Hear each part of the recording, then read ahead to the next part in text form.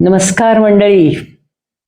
कालच्या व्हिडिओमध्ये मी सांगितलं होतं की 1 तारखेपासून ते 8 तारखेपर्यंत या मार्च महिन्यामध्ये महिलांचा सप्ताह गाजवून टाकायचा आहे. आपण आज शांतिनिकेतन लोकविद्यापीठ इथे मी आलेली आहे आणि इथल्या शाळेच्या प्रिन्सिपल, ज्या फक्त प्रिन्सिपल नाही आहेत, त्या काय काय आहेत ते आपण ऐकणारच आहोत. तर त्यांच्याशी आपण खूप छान गप्पा मारायचे आहेत.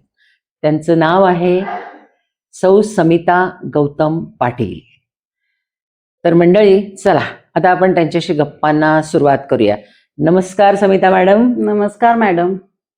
आज मला इतका आनंद होतोय शांतिनिकेतन लोकविद्यापीठाच्या या आवारात आल्यानंतर, आणि तुम्हाला सगळ्या प्रेक्षकांना मला भेटवायचंय त्याची मला खूप आतून अशी ऊर्जा आणि इच्छा होती. कारण पी.बी. पाटील सर, माई यांचं हे जे साम्राज्य आहे हे तुम्ही आणि गौतम भाऊ ज्या पद्धतीनं पुढे नेताय, तर असं वाटलं मला की या कर्तृत्ववान स्त्रीला आपल्या प्रेक्षकांना भेटवायलाच पाहिजे, म्हणून मी इथे आले आज. तर आता आपण सगळ्यांना सांगूया की तुम्ही इथे जी जबाबदारी घेतली अंगावर, ती काही अशी साधी सुधी किंवा छोटी जबाबदारी नाहीये. तुम्ही खरं तर मुलांना शिकवण्यात अतिशय माहीर आहात, तुम्हाला आवडतं मुलांना शिकवायला. पण तुम्ही फक्त मुलांना शिकवताना मी कधी पाहिलेलंच नाहीये. तुम्ही आणि गौतम भाऊ त्या मुलांना जवळजवळ दत्तकच घेता, असं इथलं चित्र आहे. तर मला या प्रांगणामध्ये तुमचं पहिलं पाऊल पडल्यापासूनची माहिती हवी आहे, सांगाल का? खूप छान मॅडम. जवळजवळ मी 35 वर्ष मागं गेली. क्या बात. काय अंगावर माझ्या शहारे आले. हा. पी.बी. पाटील साहेब म्हटलं की गारगोटी येते. गारगोटी आणि कोल्हापुरे पी.बी. साहेबांना फार आवडायचं. हा प्रवास तिथून सुरू झाला आणि मी आणि पप्पांना गारगोटीतली मुलगी म्हटल्यानंतर पप्पांना काय खुश गारगोटी एकदम. एकदम कोल्हापूर जिल्हा गारगोटी पप्पांना फार आवडायचं. आणि मग हा तसा प्रवास फार मोठा आहे. पण मी तरी सांगते की मी तिथून इथं आले तेव्हा पप्पांच्या डोक्यात हेच होतं की समिता ही मौनी विद्यापीठातील आहे आणि ती शिक्षणाच्या एका गंगेतील आहे, त्या प्रवाहातील आहे. त्या प्रवाहातलंच एक व्यक्ती इथं आले म्हणजे नक्की ती पुढे काही ना काही सांभाळणार. तर आईने आमच्या 21 मेला त्यांनी एक इंग्लिश मिडियम स्कूल लगेच चालू केलं. आणि मग हळूहळू मला फोर्स व्हायला लागला की चला आता, मी बीएड तर केलं होतं, तर चला आता तिकडं जायचंय तुम्हाला वगैरे. तर काही दिवसांनी मी जेव्हा इथं खूप सेटल झाले, जेव्हा मी बीएड झाले तेव्हा मी नोकरीसाठी किंवा पगार मिळण्याचा हा विचारच नव्हता. कारण मी स्वतः सिव्हिल इंजिनियरची मुलगी आहे, त्यामुळे शिकवणे ही कला म्हणून मी ह्याच्यात आले. आणि माझे वडील गुड टीचर होते, इंजिनियर असून, आणि ते इतके छान शिकवायचे आम्हाला की मला असं वाटायचं की मला पण तसं शिकवायचं. आणि म्हणून मी बीएड झाले होते. हे पगारी शिक्षक किंवा हे ड्युटी हे आमच्यात कधी बसतच नाही. आणि एक्झॅक्टली तीच तसंच मला इथं पी.बी. साहेबांच्या ह्या शांतिनिकेतनमध्ये आल्यामुळं मला मिळालं. तर मला सांगायचं असं होतं की आईने लगेच एक स्कूल चालू केली होती आणि मला सगळं सारखं तिकडे जा चालू झालं.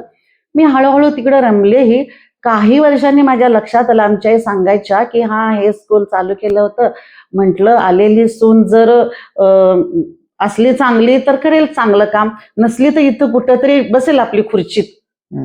पण मला असं वाटायचं, अरे आपल्याबद्दल असं वाटत होतं लोकांनी की समजा ही काही आता कर्तृत्वमान मी स्वतः म्हणू शकत नाही, पण स्वतःची कामं जर तिनं अशी छान केली नाहीत तर तिला आपली एक कुठली तरी खुर्ची पाहिजे.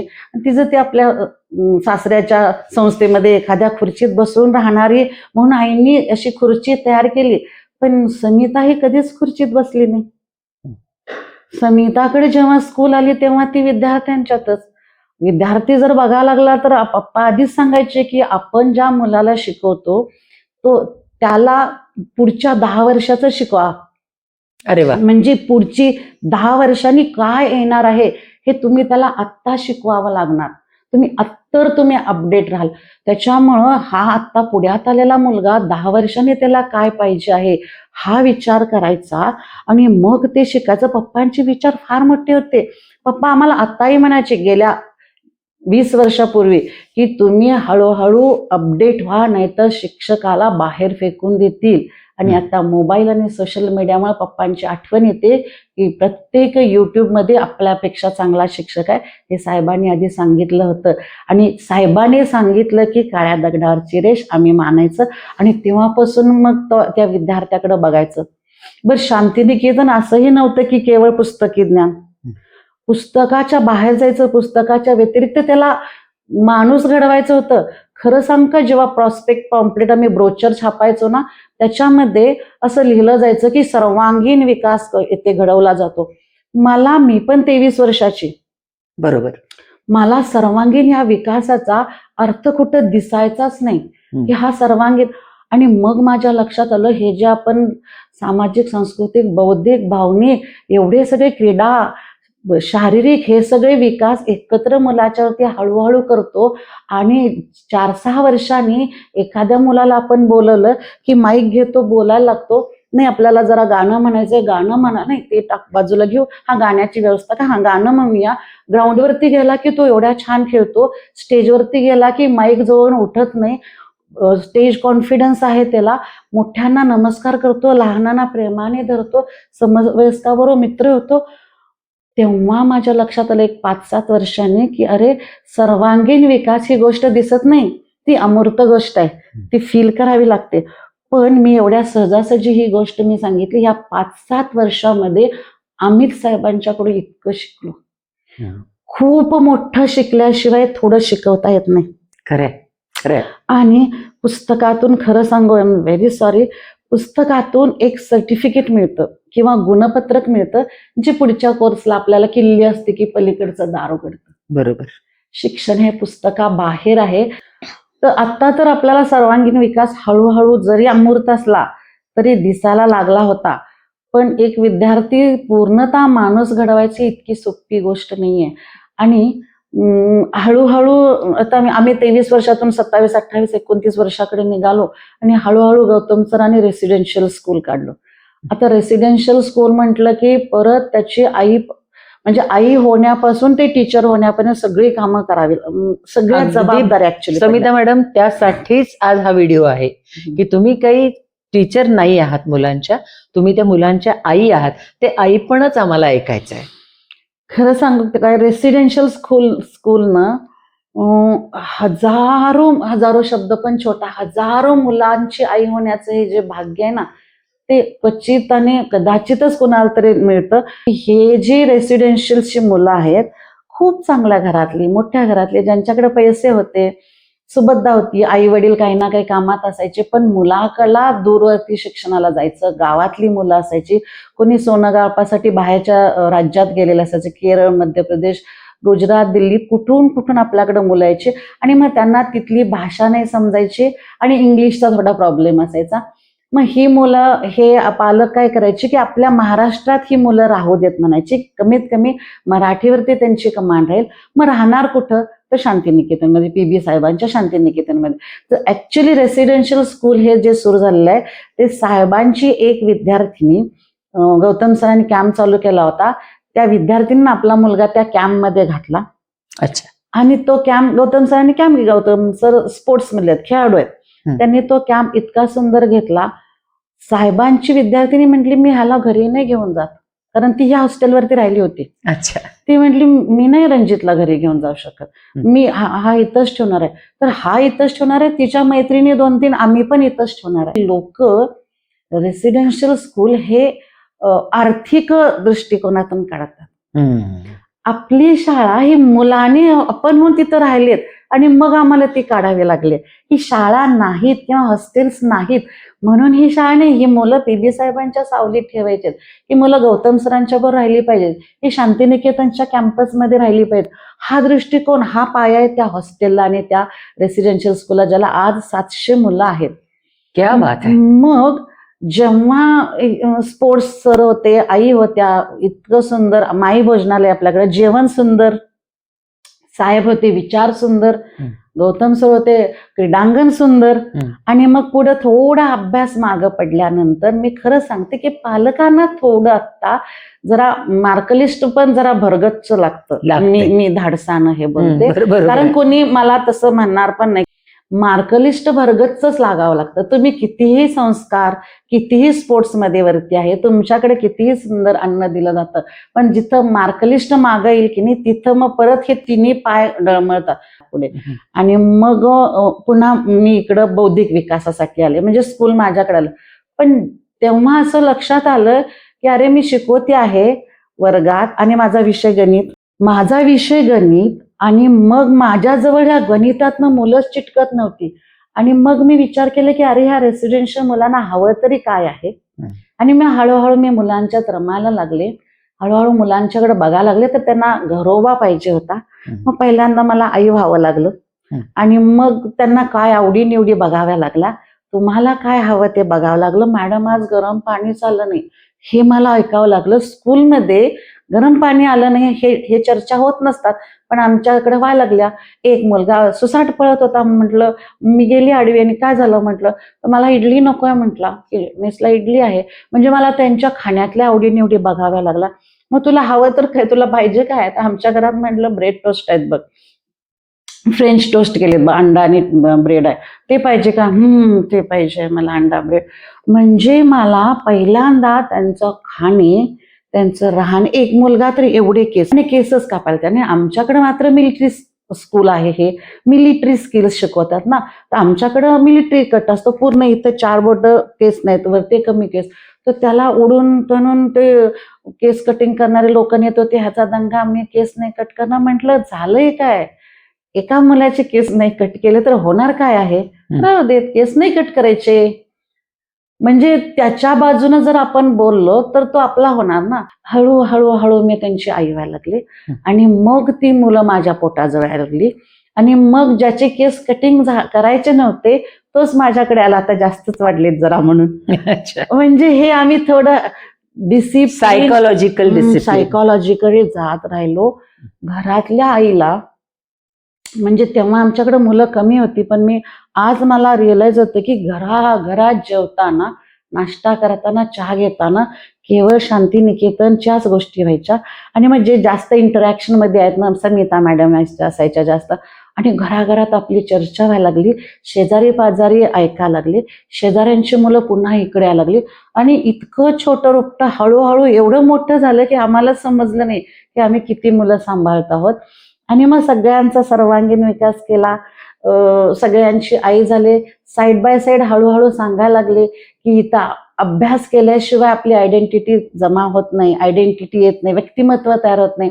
मग कोणी स्पोर्ट्समधनं मोठी झाली, कोणी कल्चरमध्ये मोठी झाली, कोणी डान्समध्ये मोठी झाली. ही सगळी मुलं, मी इकडे आहे ना अभ्यासामध्ये, बौद्धिकमध्ये, ही सगळी ऑलमोस्ट सगळी मुलं ही बौद्धिकमध्ये पण मोठी झाली.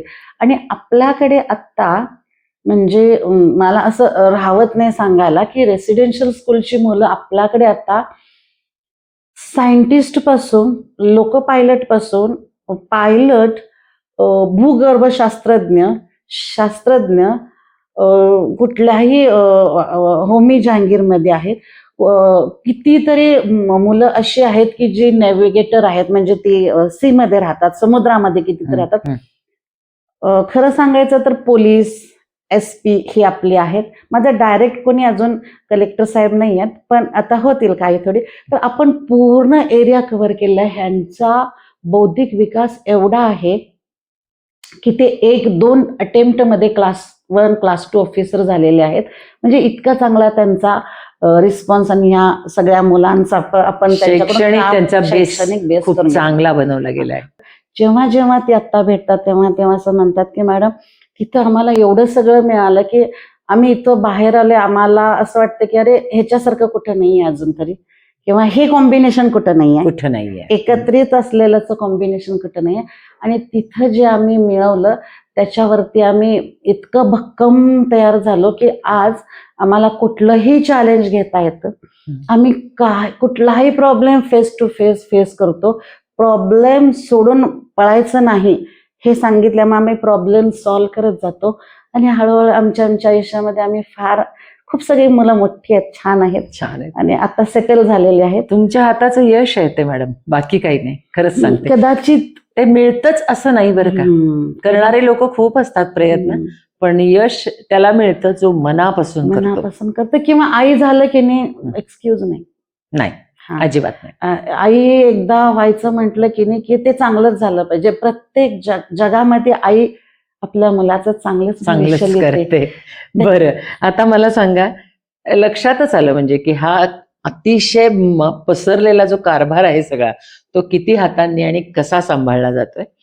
आता मला माहिती आहे तुम्हाला प्रचंड पुरस्कार मिळालेले आहेत, तर एवढे काही तुम्ही आम्हाला सांगू शकणार नाही, पण तुम्हाला एखाद दोन असे आहेत का की ज्याचा उल्लेख करावा असा वाटेल? एक पुरस्कार तर मला सांगावाच लागेल. आपल्या संस्थेतला सगळ्यात छान आणि संस्था अंतर्गत देणारा पुरस्कार जो आहे तो माई पुरस्कार.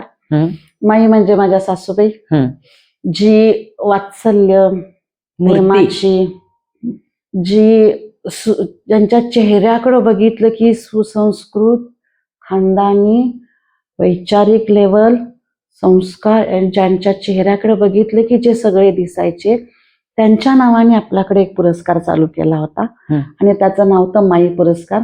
आणि मला सांगायला इतका आनंद होतो की तेव्हा अकॅडमी आम्ही सगळे असे एकदम टॉपला होतो आणि त्या लोकांच्या लक्षात आलं की नाही, हा पहिला पुरस्कार, माईंचा पुरस्कार हा समिता मॅडमनाच द्यायचा. आणि आता मी माईमय आहे, आत माझ्या माई आहेत, त्याच्यामुळं जे हे सगळं आहे ते माईमय आहे. तर तो माई पुरस्कार हा माझ्या आयुष्यातला सगळ्यात चांगला आणि मोठा पुरस्कार आहे. बाहेरची लोक आपलं कौतुक करतात, घरातल्याने केलेलं कौतुक ते अनमोल आहे. ते अनमोल आहे. घरातले कौतुक करतीलच असे नाही, असं नाही. बरोबर आहे, अगदी स्टेटमेंट मी फार धाडसाने वापरते, पण घरातल्याने कौतुक करून घरातल्यांना पुरस्कार देणं सगळ्यात मोठा पुरस्कार. बरोबर. आपण जर असं म्हटलं की गव्हर्नमेंटचा पुरस्कार, तर आपल्याकडे आपल्या भारतामध्ये सगळ्यात मोठा जो राष्ट्रीय पुरस्कार मिळतो, जो राष्ट्रपतींच्या हस्ते मिळतो, तो मला 2015 मध्ये मिळालेला आहे. आणि प्रणव मुखर्जींच्या हस्ते. मला सांगायचं आहे की सगळ्यात लहान मी तिथं होते, 45 वर्षाचे, आणि सगळे 58, 60 कॉलेजचे जे लोक होते ते 61, 62, 65 पर्यंत होते. आणि सगळ्यात लहान अवॉर्डी मी होती की जी सगळ्यांच्या अधेमध्ये दंगा करत फिरत असायची. आणि खूप लहान वयामध्ये काम मोठं झालं, 24 आवर काम करत राहिलं. कर्तव्य संपत नाही, बरोबर, त्याला बंधन नसतं, कुठल्या घड्याळात ते बसत नाही. तर 24 आवर काम करत राहिल्यामुळं खूप सगळ्या गोष्टीचं कलेक्शन झालं आणि त्यातनं पुरस्कार मिळाला. जे गव्हर्नमेंटला अपेक्षित असतं ते मिळालं. अप्रगत विद्यार्थी तयार केले, ज्यांच्या पायात ताकद नाही ते तयार केले. जे क्रीडा विभागात होते त्यांना बौद्धिक विभाग दिला, जे बौद्धिक विभागात होते त्यांना सांस्कृतिक तयार केलं. म्हणजे त्याच्यात ते क्रायटेरिया असतात की तुम्ही कुठलं काम केलं. तर हे सगळे विभाग त्यात बसत घेतले आणि ऑटोमॅटिक आपल्याला लहान वयामध्ये सगळ्यात मोठा पुरस्कार मिळाला. तर हा एक दुसरा पुरस्कार जो मला गव्हर्नमेंटने दिलेला आहे. वा वा वा. मला असं वाटतं की आजची ही आपली छोटीशी मुलाखत बघितल्यानंतर जगन्माता हा पुरस्कार तुम्हाला माझे प्रेक्षक देणार असं मला वाटतं. कशी वाटली तुम्हाला आजची ही मुलाखत? आणखीन काही तुम्हाला लिहावंसं वाटलं किंवा मुलांबद्दल काहीही तुम्हाला विचारावंसं वाटलं समिता मॅडमना, तर तुम्ही कॉमेंटमध्ये सांगू शकता आणि मी तुमचा त्यांच्याशी परिचय करून देऊ शकते. किंवा सांगलीला या, आपण त्यांना डायरेक्ट भेटू. आणखीन हा व्हिडिओ कसा वाटला ते सांगा, लाईक करा, शेअर करा, सबस्क्राईब करा. आणि चला मग आता आपण सगळे मिळून समिता मॅडमना धन्यवाद देऊया, कारण त्यांनी इतकी छान माहिती दिली आपल्याला. आणि उद्या एका नव्या स्त्री शक्तीचा व्हिडिओ बघूया. आणि शेवटी आपण आता पूर्णविराम देऊया. Two two to.